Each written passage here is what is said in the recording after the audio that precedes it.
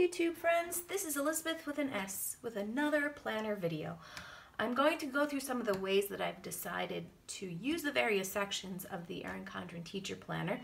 If you watched my last video, you will know that I have frankenplanned a bit, so don't get confused as I go through the planner with you today. If you are interested in uncoiling and recoiling your planner, I will include the link for that video below. For those of you who are watching for the first time, I teach biochemistry at an international school in East Africa for middle school and high school age students. I have used other planners in the past, but when I found out about Erin Condren this summer, I decided to use it. I really like the quality and the thought that they put into the product. As a secondary teacher, there is some room for improvement for the teacher planner, but I plan to address that in another video. So let's get right into it. Let's start with the All About Me spread. Here I'm going to use the web resources and passwords as is. Once I get to school next week, I'll be able to put that information in. As you can see, I've changed this section to be a little bit more geared for secondary school. I'm going to glue my timetable in here once I get a final copy next week. I was given a copy at the end of last school year, but things tend to change over the break, so I'm going to wait on that. And then here I have our bell schedule.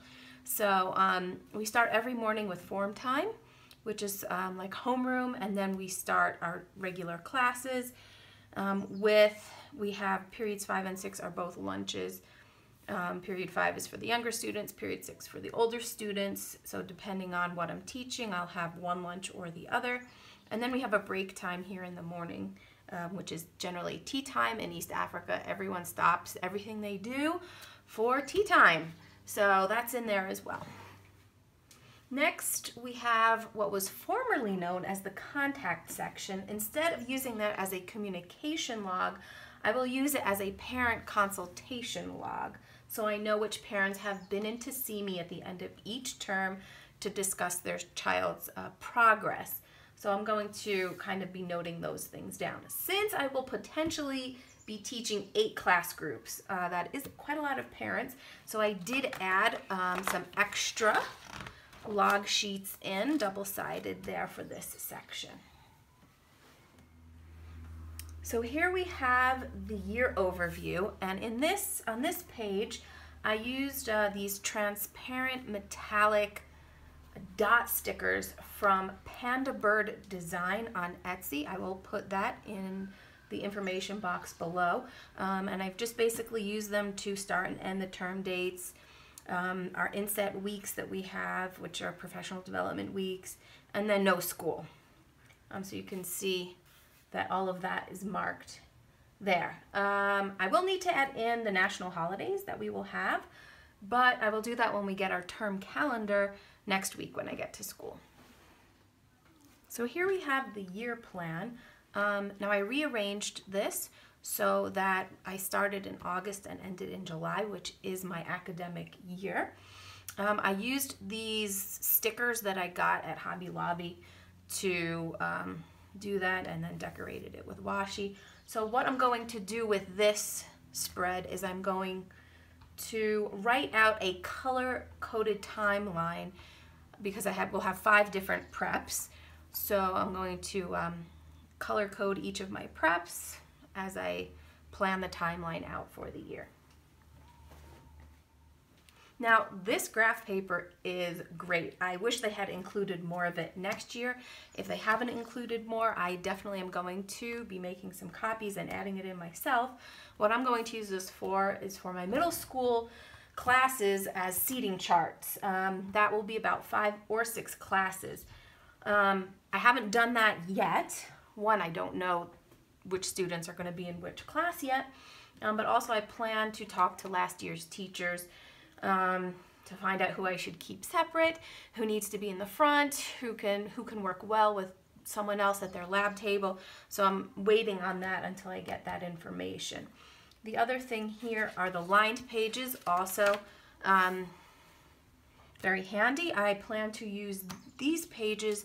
One will be for professional development, to log in on my professional development that I do, and then keeping track of loaned textbooks. So that way I don't have a million pieces of paper floating around. It's all in one place, and that will make things, consolidate things really well. So now let's dive into the monthly spreads. As I said, I franken-planned, so I actually took all of July and moved it to the end because my school year starts in August. So here we have August.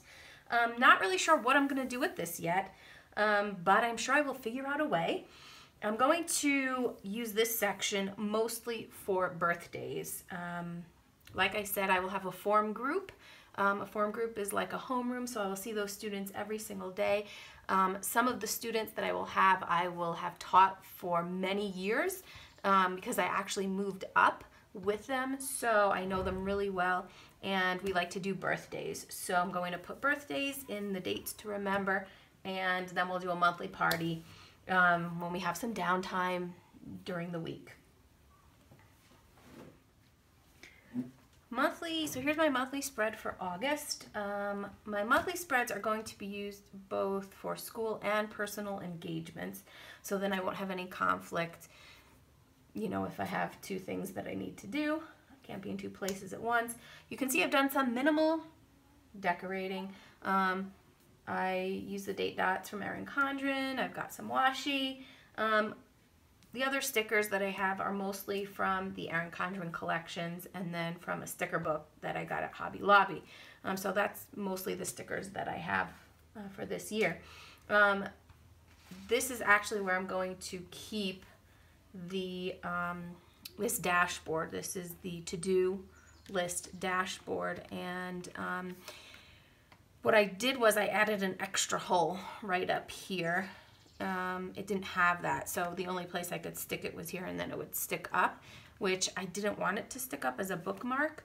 I'm going to use the ruler for that, so I can just stick it in here like this because of my handy little crafts project that I did. So it tucks nicely into the page, and then I can just jot down my to-dos that I need to do. So here are some things that I need to work on for the first week of school. So here we have the weekly lesson plan page, and there's a lot, so I'm going to go through it, you know, in detail. So first of all, I switched things around to have a vertical view instead of a horizontal view. Hopefully that is an option that will be offered next year because I definitely prefer that.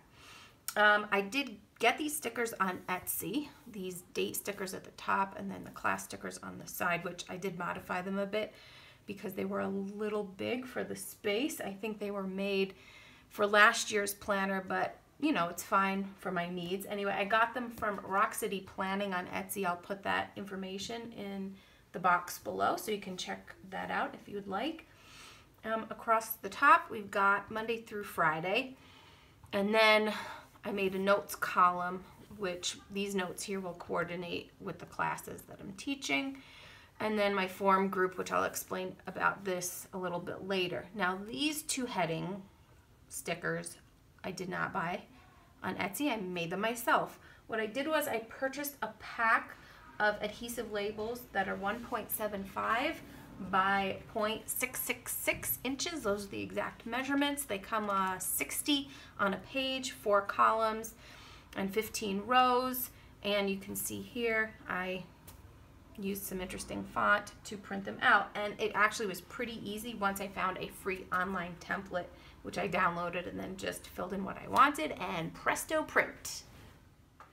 Now you can see here some notations, and I'm going to explain what that is because I plan to use Post-it notes to do my lesson plans. Now my year 11 students, I only teach one section. That's 3 times a week, so I didn't need to make any notes for that. The reason being is the other classes or groups of classes that I have multiple classes. So for my year 10s, I have 2 groups. I have the A group and the E group, and I meet each of those classes 3 times a week. So you can see on Monday I only have the A group, but on Tuesday I have the A group and the E group. So I'm going to be moving my Post-its around as I need to use them during the week. Same thing for my Year 8 bio. I have A and B twice a week each.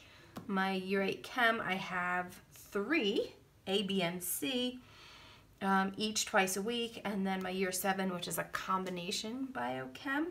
There's 2 sections of that, and I see each of those classes twice a week. So that's what these little notations are. And once I discuss the Post-it notes and how I'm going to use them, it may become clear. Anyway, works for me, so that's how it's going to be.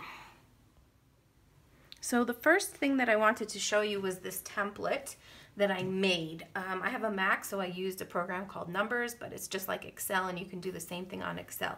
I made basically a little chart, and the Post-its that I'm using are 2 by 2 inches, so I just made my boxes 2 by 2 inches apart.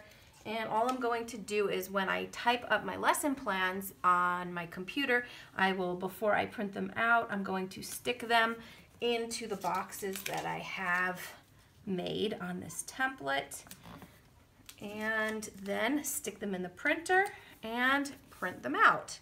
So I'll be able to do that all on one page because I will have 12 different classes that I will have to plan for, and so there are 12 slots on my page. So this is what it's going to look like once I have all my Post-it notes on the template. And like I said, I will use the template online with text boxes, type everything out, put this in the printer, and then it will print out on the Post-it just the way I've typed it in.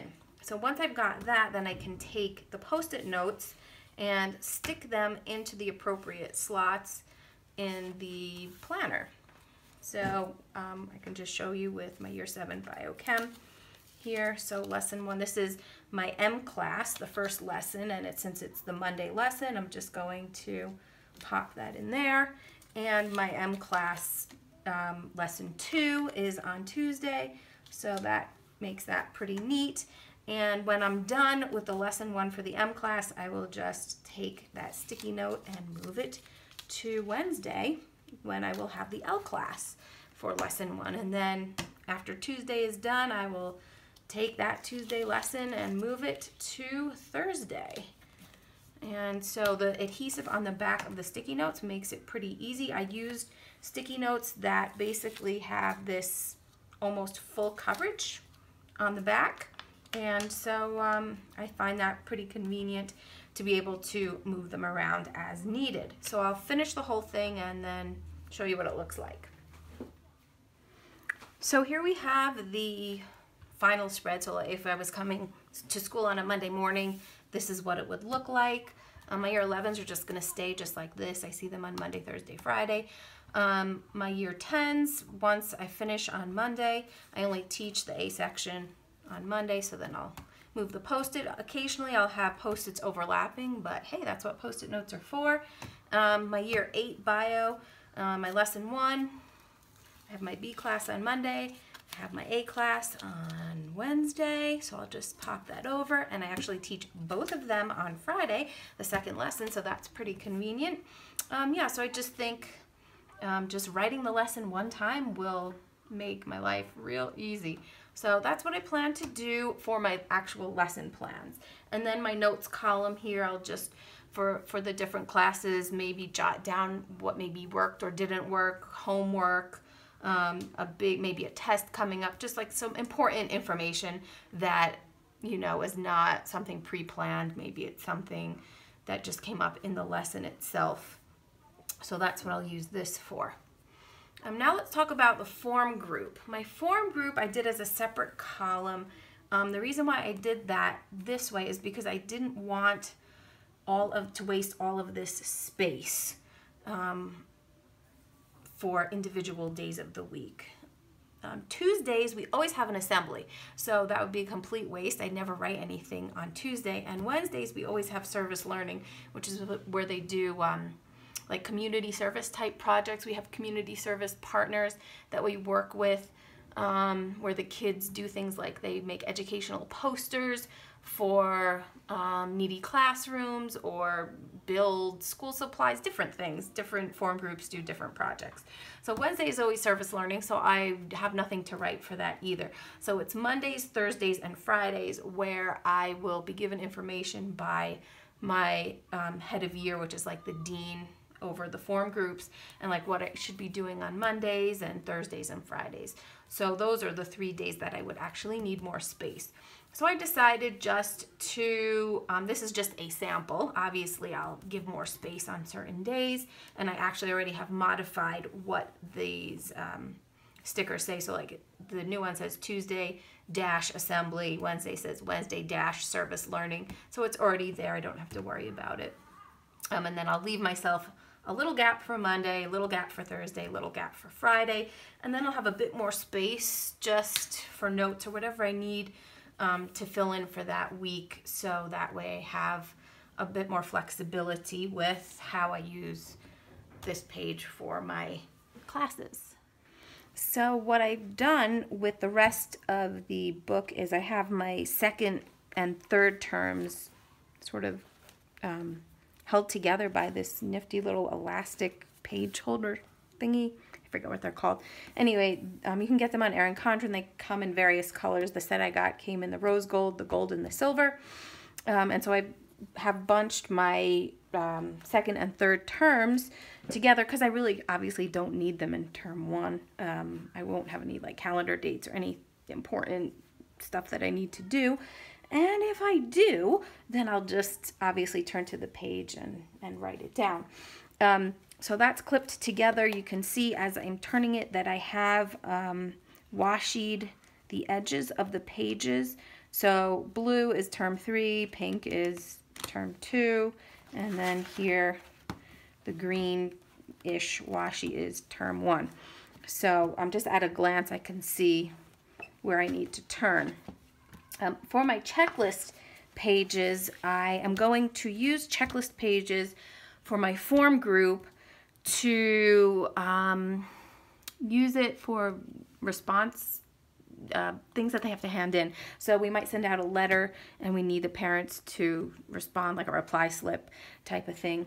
I know we should be doing things electronically, but okay, the school does things on paper. And we have to hand in the reply slips. So basically I'll use this as a checklist to kind of who's turned what in. And then I will use the checklists for my other classes. All my classes are going to have checklists. I will allow 3 checklist pages per class. So I made photocopies and added extra checklists. First of all, I got the maximum number of checklist pages, and that wasn't enough. So I photocopied them and added them in when I was franken-planning. So now I have enough to do what I want, and I got these little tab devices from Erin Condren, and I'm going to use them on the checklist pages once I'm sure I know what classes I'm teaching. And for my classes, I'm going to use them, number 1, as an attendance record in the class. We don't have an attendance record that we can look at every day electronically. We do have an electronic system, but it's just a hassle, and just having it right in front of me will be a lot easier. So I'm going to use it for that, as well as for my middle school students. I do a starter activity with them for every single lesson, and occasionally I use those for grades. So I'll put that in here as well, just to kind of remember to transfer that into my electronic grade book, which I have made my own because the school doesn't give us one. Yeah, let's not talk about that. Right, so I'll have these tabs for all the classes, and that's how I'm going to use the checklist pages. And I really think that is about it as far as how I'm going to use the teacher planner. I hope you've gotten some ideas. Take whatever you want. That's why I'm doing these videos. And what I'm going to do for my next video is to talk about a wish list of what I would like, the perfect planner, what I would love to have in next year's teacher planner. I actually wrote to Erin Condren and kind of told them what I would like, and we'll see what happens. Who knows? Maybe someone will be watching the video and implement some of those changes. That would be really awesome. Anyway, YouTube friends, this is Elizabeth with an S, and hope to see you next time.